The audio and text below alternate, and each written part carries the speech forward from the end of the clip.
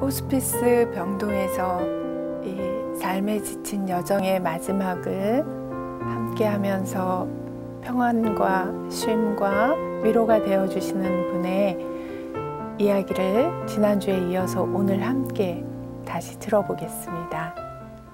저는 신내동에 있는 서울의료원의 12층의 완화의료병동 호스피스 병동에서 일하고 있는 음악치료사입니다. 치료사로서 음악요법을 하지만 저 자신을 위한 일일 수도 있어요. 네.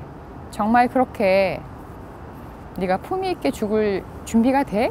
라고 저한테 항상 반문하죠. 그러면서 생명에 대한 거, 하느님이 저에게 주신 생명에 대해서 생각을 하면서 제가 사실 병원 일을 하고 나면 굉장히 소진이 많이 돼요. 네. 왜냐하면 지난주에 제가 일주일에 한 번씩 오는데 지난주에 왔던 분이 요번 주 오니까 안 계세요.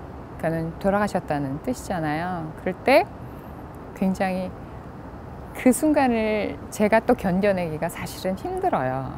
그 소진된 나의 마음의 상태를 어떻게 되돌릴 수 있을까라는 생각을 하면서 땅을 일구면서 정말 생명이 소중하다라는 걸 그때 깨우쳤어요. 콩 하나를 심었는데 거기서 가을쯤 콩이 열리는 그 장면. 음악 치료사이기도 하지만 땅에서 땅을 가꾸는 농사꾼으로도 조금만 텃밭이겠지만요. 삶의 서클을 계속 맞이하면서 제가 아마 죽음과 삶을 정말 깊이 느낄 수 있을 것 같아요. 네. 환자들하고 만나시다 보면 무슨 노래를 어떻게 부를까도 그렇죠? 저라면 가서 어떻게 무슨 곡을 불러드리지? 네, 환자마다 맞아요. 다르실 텐데 맞아요. 이러는데 네. 그런 어떤 것들은 네. 그리고 이제 병원에 딱 들어가면 저희가 이렇게 그룹으로 하고 이런 게 아니에요. 다 병상에도 계시기 때문에 개별적으로 그 침상으로 저희가 가요. 병원 침대로 가서 기타를 들고 또는 조그만 악기를 들고 이제 가요. 그러면 정말 분위기가 너무나 정막 조용해요. 네. 숨소리도 안 들릴 정도로 조용해요. 그 정적을 제가 깨야 돼요. 그때 필요한 건 악기? 용기예요. 용기? 네. 근데 그 용기는 무대에서 제가 성악가로 섰을 때 용기랑은 전혀 달라요. 그렇죠. 무대에 섰을 때의 용기는 그냥 자신감이고요. 우리 환자분들 앞에 섰을 때 그 용기는 사랑이에요. 네. 그래서 저는 음악 치료사인데 네. 혹시 좋아하시는 음악, 좋아하시는 노래 있으세요? 이렇게 먼저 물어봐요. 그럼 정말 행운인 날은 네 이렇게 얘기를 하세요. 그러면 그날은 제가 물 만난 고기처럼 열심히 수용을 합니다. 네. 노래도 하고 종교 색을 먼저 드러내진 않아요. 왜냐하면 거부하시는 분들도 있으시거든요.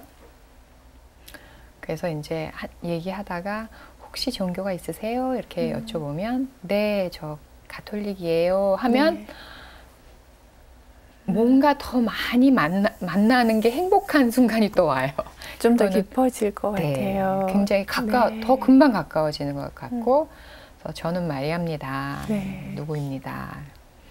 그러면 우리 좋아하시는 노래도 있고 우리 기도 많이 하시죠. 병상에 계시면서 그렇대요. 그럼 우리 기도 노래를 한번 해볼까요? 하면서 오늘 집을 나서기 전이란 노래를 먼저 해요. 오늘 집을 나서기 전 기도했나요? 오늘 받을 은총 위에 호소했나요? 기도는 나의 안식, 빛으로 인도하니 앞이 캄캄할 때 기도하는 거 잊지 마세요. 이런 가사예요. 그 기도 하나 하고 나면 더 이상 다른 게 필요 없는 부부가 같이 있을 때 제가 이렇게 딱 들어가면 부부의 그 느낌이 있어요. 굉장히 잘 어울렸던 부부였는지 서로 힘들었던 사이인지 이런 것들이 정말 보이죠? 음악 치료사의 직감으로 이런 게 느껴질 때 아내가 뭐 환자이면 남편에게, 또 반대면 또 반대로 우리 아내 칭찬 좀 해주세요 이러면 칭찬을 뭐 이렇게 조금 하세요. 그러다 보면 아주 감사한 일이 진짜 많았는데 좀 서먹함도 풀리고 그 풀리는 순간이 굉장히 빨라요. 그 순간이.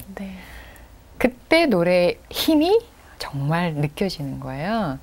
그때 무슨 노래를 하느냐 하면 사랑해 당신을. 그런데 사랑해 당신을 정말로 사랑해 당신이 떠난 뒤 난 얼마나 울었는지 모른다고 라는 가사잖아요. 그 가사는 그 환자에게 울음밖에 갖다 줄 수밖에 없잖아요. 가사가 너무 뻔하기 때문에 저는 그래서 가사를 바꿔요? 개사를 해요. 어떻게 개사하냐면 처음에는 사랑해 당신을, 사랑해 나의 아내 이렇게 바꾸기도 하고, 그 다음 두 번째는 정말로 사랑해, 두 번째는 소중해 당신이 정말로 소중해 이렇게, 세 번째는 감사해 당신께 이렇게. 그러면 사랑해, 소중해, 감사해 안에 그 마음이 다 들어가 있는 거예요.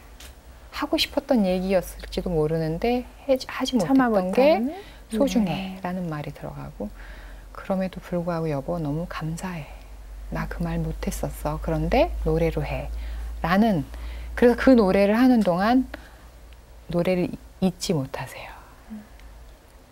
너무 많이 우세요. 그때 이미 부인에게는 용서와 화해와 이런 게 것들이 다 포함이 되는 거예요. 저는 그때 교육받은 울지 않고 난 노래를 한다. 아이고, 울지 않고 노래하기 쉬우세요 그때. 그게 이제 우리가 말하는 전문성이겠죠. 뭐. 그러니까 동감이 안 되는 건 아니고 좀 거리를 두는 가운데 동감할 수 있는 내 노래 소리 톤, 그때는 노래의 톤도, 또 노래 음역도, 노래 리듬, 노래 박자 이런 것들이 그 분위기에 적합하게 조금 명쾌하게 갈 수도 있고 조금은 느리게 갈 수도 있고 하면서 그 노래를 제가 계속 합니다. 그러면 둘이 손을 잡으라 소리도 안 했는데 두 분이 손을 이미 잡고 있으세요. 그럴 때 제가 오늘 한 건 했다. 웃었죠. 그게 보람이죠. 뭐. 그래서 그런 분은 또 그렇게 하고, 또 어떤 환자분은 내가 너무 오만했었다. 학원 강사였는데 46살 된 학원 강사였는데 나로 인해서 너무 주변 사람들이 힘들었을 거다라는 걸 고백을 하시는 거예요. 또 그런 분들에게는 감사해 노란. 무엇이 감사했는지, 어떤 것이 감사했는지, 그리고 지금 내가 정말 어떤 게 정말로 감사한지를 종이를 드리면 거기다 쓰세요. 그럼 그분이 직접 부르시기도 하고 그 노래를 또 불러드리기도 하고요. 그렇게. 그러니까 케이스 바이 케이스. 그 다음에 음악을 들으면 어떤 음악도 그냥 돌려보내지 않아요. 이 음악의 리듬, 이 음악의 선율, 이 음악의 가사가 어떤 상황에 어떤 환자에게 필요할까를 캐치하는 거죠, 계속. 그러다 보니까 어떻게 보면 음악이 순수하게 음악으로 안 들릴 때가 많아요. 그게 조금 아쉬우기도 해요. 그래서 그런 음악들을 계속 캐치하고 있죠. 그러니까 어떻게 보면 관심을 갖는 거, 어떤 환자에게 어떤 음악이 어울릴까를 계속 서칭하고 또 캐치해서 그거를 또 활용 방법 이렇게 달라지는 것 같아요. 환자들 마음에 노래로 옷을 입히는구나. 이런 마음이 들었어요. 와, 선생님 너무 멋져요. 여기도 기타를 가져오셨는데 오늘도 노래 한번 하는 시간 가져보면 그럴까요? 어떨까요? 수녀님도 함께 노래 불러주세요. 진짜 노래해야 되는구나. 제가 기타를 대학원 와서 배웠어요, 사실은. 그래서 잘 못 쳐요. 제가 아까 말씀드렸지만 노래를 잘하고 기타를 잘 치는 거는 무대 위에서 해야 되는 거고요. 제 환자 앞에서는 사랑의 마음으로, 행복한 마음으로 부르는. 지나간 추억들에 감사해, 향기로운 봄철에도 슬픔과 기쁨에도 감사해. 함께 있음에 감사해. 이 가사에서 어디가 제일 마음에 드세요, 수녀님은? 저는 뭐 이렇게 아파 있는 지금 상태가 아니니까 지나간 추억들에 감사해. 네. 네. 환자분들은 함께 있음에 감사해를 제일 많이 얘기하세요. 그래서 2절도 한번 불러볼까요? 네. 가족이 곁에 있어 감사해. 기쁨과 슬픔에도 감사해. 내일의 희망에도 감사해. 함께 있음에 감사해. 지났지만 네. 기뻤던 일, 또 우리가 힘들었었지만 또 슬픈 일이었어도 지금 생각해보니 함께 있었기 때문에 감사하다. 마지막 노래 네. 하나만 더 해볼게요. 마지막 가사 한번 해볼게요. 네. 나에게 가장 감사한 것 이제는 말하고 싶어. 그 중에 제일 감사한 것은, 수녀님은 그 중에 제일 감사한 것은? 이제는 내가 감사한 걸 정말 말할 수 있겠어. 수녀님은 환자분이 아니시니까. 근데 그분께, 환자분께 여쭤보면 감사한 거 생각 안 해봤다. 네. 그런데 지금 이 노래 들으니까 우리 남편한테 정말 감사해요. 이렇게 얘기하시는 분도 있고요. 그냥 지금 살아있는 것만으로도 감사해요. 이러시는 분도 있고 굉장히 다양하세요. 네.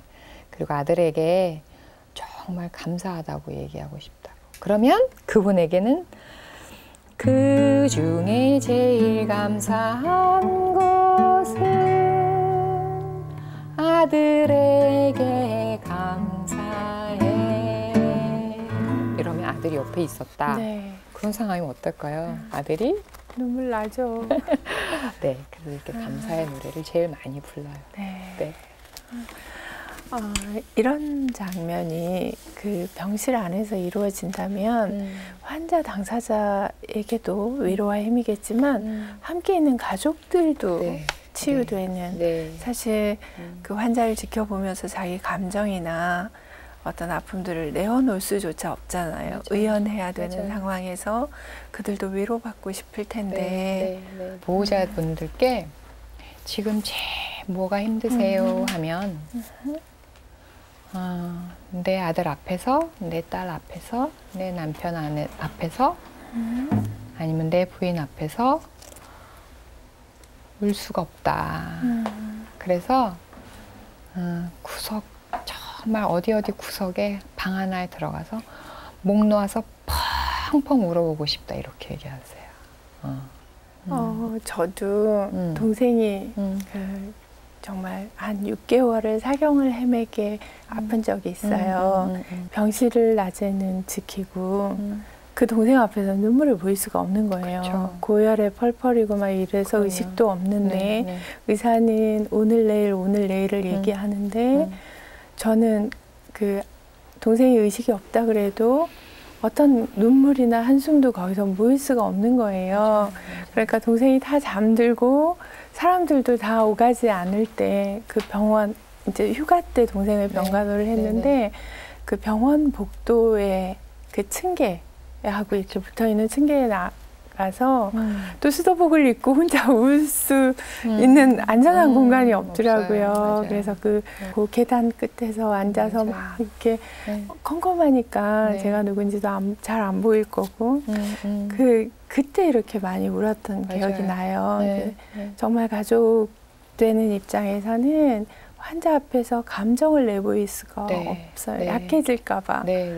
조금이라도 희망이 되고 싶어서. 근데 이제 동생은 지금 뭐 건강해져서 다행히도 괜찮은데 지금 그런 생각을 했어요. 그때 이런 분이 그 병원에 있었다면 펑펑 같이 울었을 것 같아요. 맞아요. 나 참 위로가 됐겠다. 그리고 혼자 계단 끝에 좀 덜 있었어도 됐겠다. 이런 생각이 듭니다. 그래서 정말 애처로울 때는 어저께도 딸을 지금 병상에 이제 곧 보내게 된 네. 어머님이세요. 너무 힘들어하시면서 누워있길래 제가 조용한 노래 부르면서 노래 선사할게 어떠세요? 그랬더니 이렇게 고개를 흔드시는 거예요. 네. 그래서 제가 이제 고향의 봄 노래를 불렀어요. 그 노래는 다 좋아하시니까 이렇게 했더니 살짝 이렇게 잠이 살짝 드시는 것 같아요. 그래서 이제 놔두고 이제 어머니하고 한번 여쭤봤어요. 제가 저희 어머님을 모실 때 엄마 이제 너무 많이 아프지 말고 더 평온한 곳으로 어머니 가셔도 엄마 가셔도 좋을 것 같아요.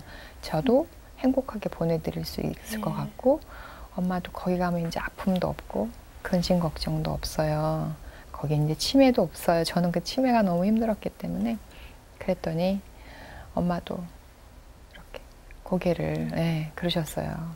그때 제 마음이 굉장히 많이 열려져 있었어요. 네. 그 얘기를 할 때는 엄마가 이 얘기를 들으면 섭섭해하면 어떡하지? 이런 거 아니고요. 그거는 서로 이미 수용하고 공감되어 있고 우리 엄마나 저나 갖고 있는 영성에 대한 그 서로의 이해가 됐기 때문에 그 얘기를 하면서 어제 그분 어머님께 혹시 따님이 저렇게 너무 힘들고 있으니까 평온한 곳으로 옮겨가면 참 좋겠구나라는 생각 안 드세요? 라고 반문을 했어요, 제가. 그랬더니 맞대요.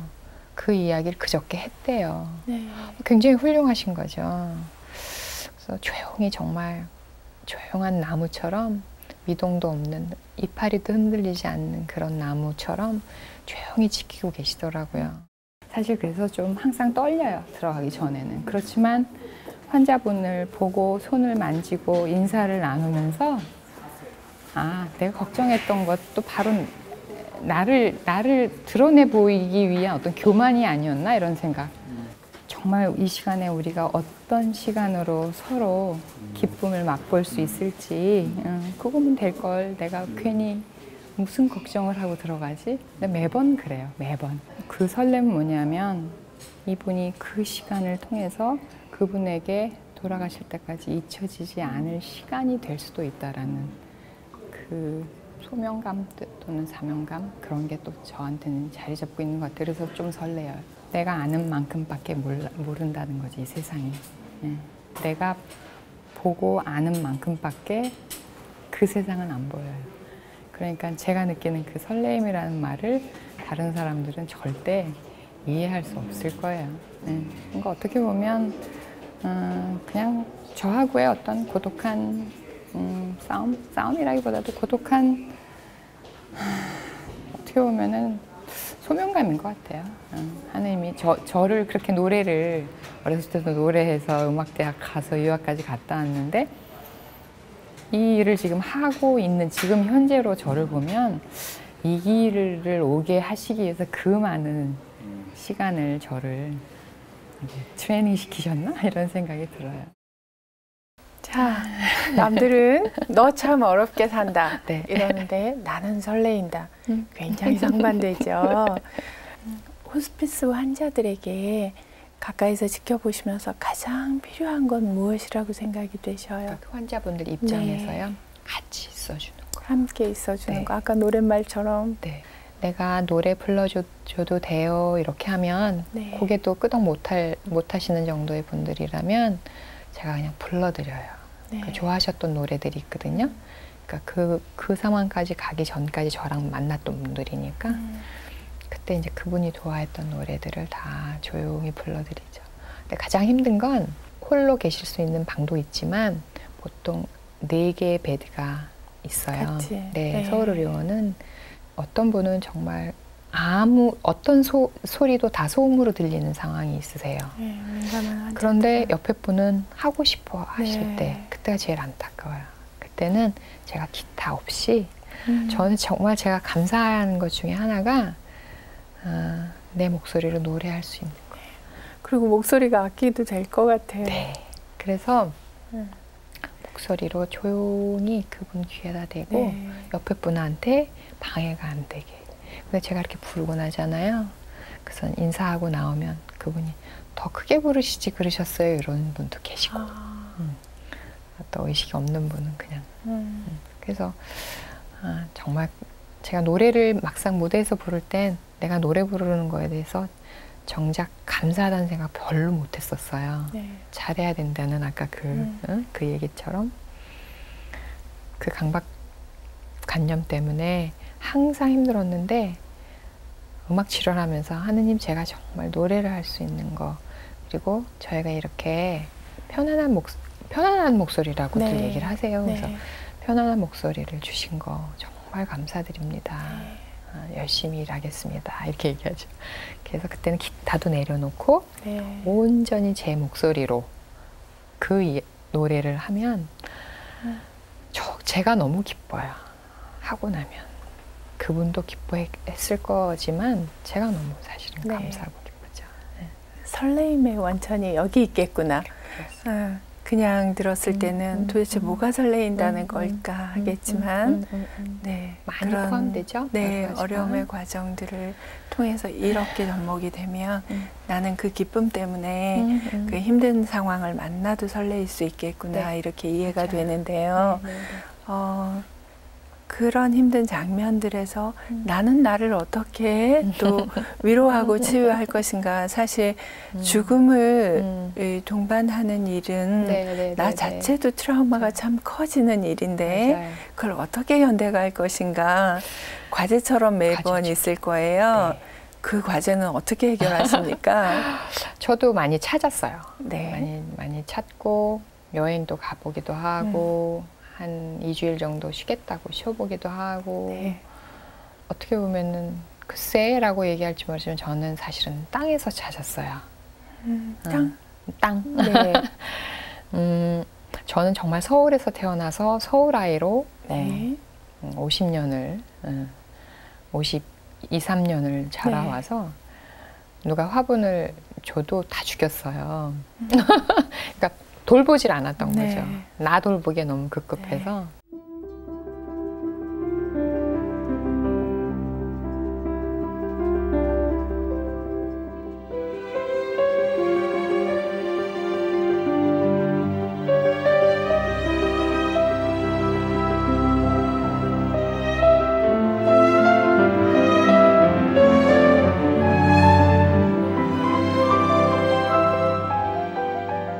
작년에 제가 미사를 갔다가 주보를 이렇게 알림란을 쭉 보고 있는데 천주교 농부학교 모집 이렇게 써 있는 거예요. 근데 그게 저한테요 마치 정말 확대돼서 보였죠. 무슨 저한테 네. 종소리처럼 띵 이렇게 들렸어요. 띵하게 보였어요. 들린 게 아니라 보였어요. 매번 죽음을 맞이하면서 만나고. 어두워지기도 했죠. 한 1년만 정말 나 이러다가 내가 정말 암 걸리겠어 이런 네. 생각도 했었어요. 시간이 흐르면서 땅에서 나는 솟아오르는 생명이요. 어떻게 보면 그게 정답이었던 거예요. 머리가 너무 복잡하고 정말 나도 누구에게인가 위로받고 싶어 네. 할 때는 그 땅을 찾아갔어요. 장마철에도 가고 네. 장마철 비 올 땐 비 오는 대로 가서 물도 좀 빼주고 그러고 나면 땀을 정말 비 오듯이 쏟고 햇빛 아래서 막 캐고 씨 뿌리고 하면서 집에 한 3, 4시쯤 오면 이게 뭐지? 라는 생각을 하게 됐어요. 이 힘이 뭐지? 네. 결국은 저를 또 그쪽으로 인도하신 거잖아요. 저를 인도해 주시고 안내해 주신 거. 네. 좀 너무나 신기하게요. 정말 콩을 하나 심었는데 이 콩이 네. 9월이 됐는데 막 열린 거예요. 좀 콩 하나하나 심은 거기서 막 콩 자발이 되는 거죠. 별 죽은 것 같은 얘가 날까? 의심을 했는데도 의심하지 말어라. 네. 보지 않고도 믿어라. 그런 말씀들이 막 들리는 것 같았어요. 근데 농사꾼들이 제가 이제 그런 얘기를 할 수도 없어요. 사실은 이건 저만의 경험이니까. 근데 그런 얘기, 네가 진짜 농사 지어봐라 그 말이 나오나. 네. 얼마나 힘든지 아냐 이렇게 얘기해요. 네. 그러니까 저는 농사라기보다도 그냥 조그만 땅에 텃밭에 그 생명을 보고 네. 그걸 걷어들이고 걷어지고 난다면 또 다시 죽음으로 겨울을 맞이하고 또 다시 봄이 되면 새싹이. 이제 그 1년이 저에게 너무나 그 봄이 너무 새롭고요. 내가 이 봄을 앞으로 몇 번 더 맞이할 수 있을까? 이렇게 생각하면 너무 지금이 너무 감사하고 기뻐요. 그래서 그 땅에 가서 있는 그 시간이 저에게는 새로운 생명을 얻어오는 치유하는 시간이라고 보시면 돼요. 얼마나 말씀을 편하게 해주시는지 오래오래 이야기 함께하고 싶고 이러겠지만 또 우리도 마쳐야 되는 시간이 다가오는 것 같은데 제가 마지막으로 질문을 하나 드리고 싶어요. 이야기를 나누는 동안 머리 한쪽에서는 저한테 드는 생각이 뭐냐면 타인의 죽음을 이토록 잘 동반하고 준비해 주면서 마리아 자매님 자신의 죽음은 어떻게 준비하고 계획할까? 이런 그렇죠. 분들은 저도 자신의 죽음을 어떻게 준비할까 궁금해졌어요. 어떻게 준비할까요? 저도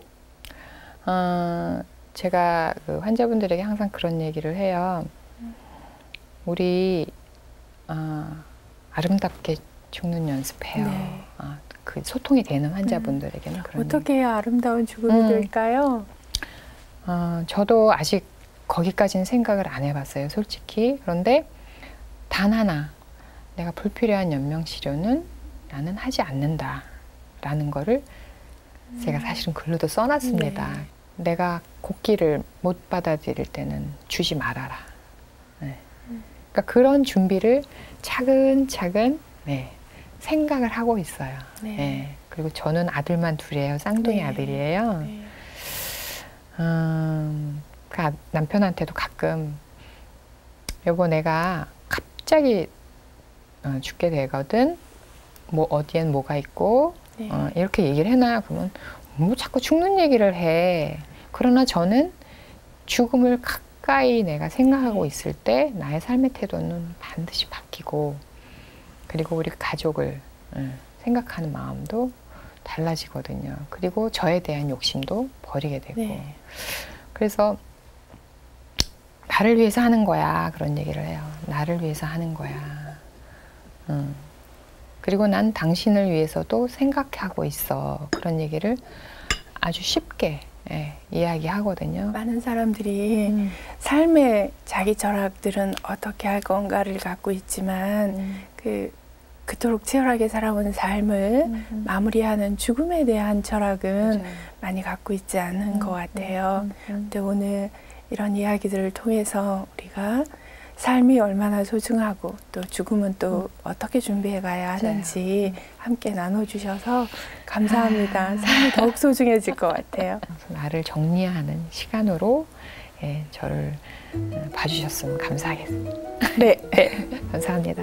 감사합니다. 땅이 봄, 여름, 가을, 겨울을 만나면서 그 안에서 씨앗을 뿌리고 열매를 맺고 또 빈 모습으로 그대로 있는 것을 우리에게 자연스럽게 보여주듯이 호스피스 병동의 삶을 통해서 우리에게 죽음과 삶이 한 통으로 연결되어 있다는 소중한 나눔을 함께 해주신 분과 시간을 보내면서 삶과 죽음과 지금 이 시간이 무척 귀하다고 느껴졌습니다. 새해 지나면서 우리도 얼마나 귀한 사람들과 함께 있는가 다시 기억해 보면 좋겠습니다. 저는 다음 시간에 다시 뵙기로 하겠습니다.